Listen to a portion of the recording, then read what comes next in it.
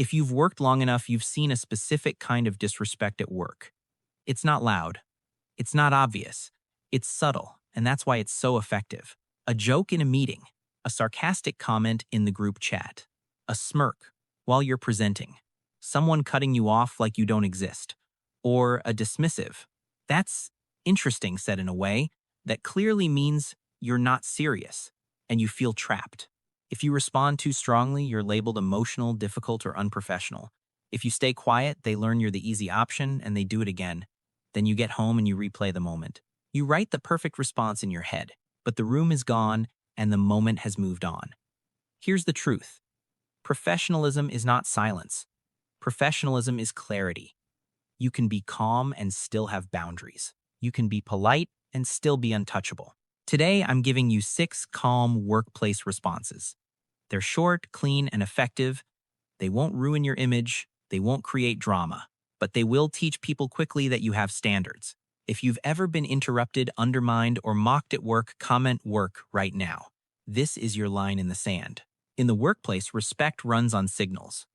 People don't only measure competence, they measure presence. You can be talented and still get tested if you speak too softly, explain too much, or laugh when you're uncomfortable. Those habits can look like uncertainty even when you're capable. And some people know exactly how to exploit that. They don't attack you directly, they attack your status in the room. They use vague comments that can be denied. They interrupt to steal your space. They challenge you publicly to put you on defense. It's not always personal. It's often social positioning. So your goal is not to win an argument. Your goal is to stop a behavior. You do that by shifting the frame quickly with calm authority. Here are 3 rules that will carry you through every response. 1, speak slower than your emotions want to. 2, use fewer words than your anxiety wants to. 3, after you speak, stop talking. Now the 6 responses. A common workplace move is disrespect disguised as concern. They say bold choice. They say interesting approach. They say, are you sure that's the best way? The words sound neutral, but the tone is meant to make you look uncertain. If you over-explain, you put yourself on trial. If you stay quiet, you look small. Instead, you own your decision without shame. Say yes. That's the approach I chose. It fits the goal, or shorter. Yes. That's my decision. Or if it's a small jab and you don't want to feed it, yes. The power here is not the words. It's the energy, no apology, no nervous laughter, no defensive tone. You're not asking to be understood. You're stating a decision. If they follow with, wow, confident today, you keep it simple. Yes. If they push with, you think you know everything you say, I know what I know, then you stop talking. Why this works? Disrespect often tries to activate shame. Shame only works when you participate. When you don't, the comment dies in the air. Workplace disrespect often hides behind vagueness. Vagueness gives people an escape route. As long as it's unclear, they can deny it. They can say, I didn't mean it like that. And if you react, they can label you sensitive. So you remove the armor with one calm question. Say, what do you mean by that? Or can you clarify what you mean? Or a more professional version. Which specific part is your concern? Ask it calmly. Then stop talking. This forces them into a choice. They either state the disrespect clearly in front of others, which makes them look bad, or they backpedal. Most people backpedal. And the room learns something about you. You don't allow sideways attacks. If someone has something to say, they have to say it clearly. Comment clarity if the most common disrespect you face at work is vague, sarcastic, deniable comments. Some coworkers don't attack hard once. They chip away with small, repeated digs. They do it because each moment feels too small to address. That smallness is their protection, so you remove the protection with a line that sets a boundary without drama. Say, I'll let that go this time. Don't repeat it. Or the corporate-friendly version. I'm going to move past that once. Please don't speak to me like that again. Neutral voice. Calm face. Then you do the part most people skip follow-through. If it happens again, you don't warn again. You change behavior. You keep communication strictly professional. You reduce access. You stop giving personal attention. You document patterns if needed. And if it escalates, you escalate through the appropriate channels with facts, not emotions. At work, feelings don't protect you. Documentation does. This isn't revenge. It's consequence. People repeat what works.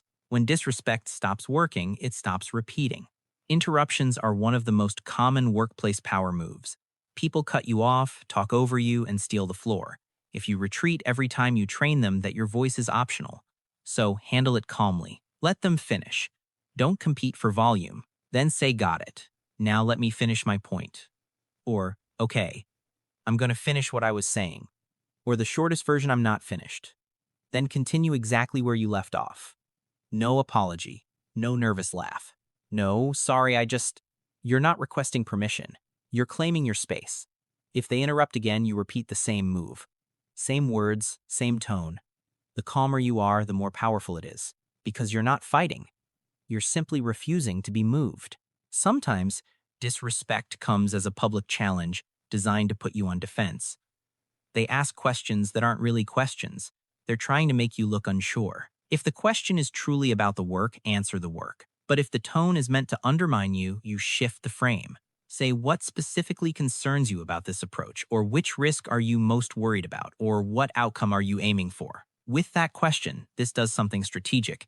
It drags the conversation out of personal judgment and into specifics. Now, the room is talking about measurable issues, not your competence. And if they can't name a specific concern, they look like they're playing politics, not solving problems. You stay professional. They lose the power move. If it's repeated disrespect, stop dealing with single moments. Deal with the pattern. This is best done one-on-one or in the right setting. Say, I've noticed a pattern in how you speak to me. It's happened more than once. Then I don't know if you're aware of it, but I am. Then it needs to stop. No insults, no long history lesson, no emotional speech. If they deny, you don't debate. You repeat calmly, I'm not arguing about it. I'm telling you, I've noticed it, and it stops. This is how you move from being someone who absorbs disrespect to someone who reflects it back with standards. And here's the uncomfortable truth. Some people will only respect you when they know there's a cost to disrespecting you. Naming the pattern establishes that cost. Comment boss. If you want to follow up specifically for handling disrespect from a manager or leader without risking your job. Don't try to memorize all 6 today. Pick 2. If you deal with vague sarcasm, pick response 2. If you deal with repeated digs, pick response 3 or response 6. If you get interrupted, pick response 4. Say them out loud once at home. Just once. So your mouth knows the shape of the sentence. Then remember the delivery rules: boring tone, short words, stop talking after the line. Silence after a boundary is what makes it land. Mistake 1, smiling while setting a boundary. A nervous smile weakens your message. Mistake 2, over-explaining.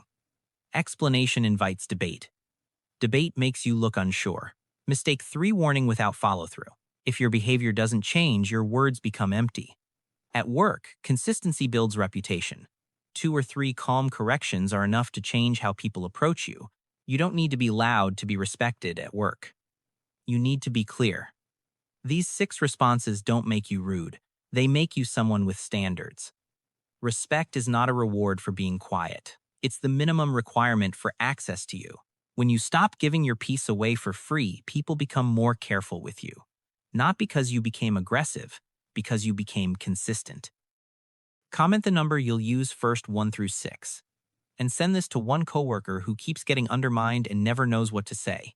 Not to start drama, to end it.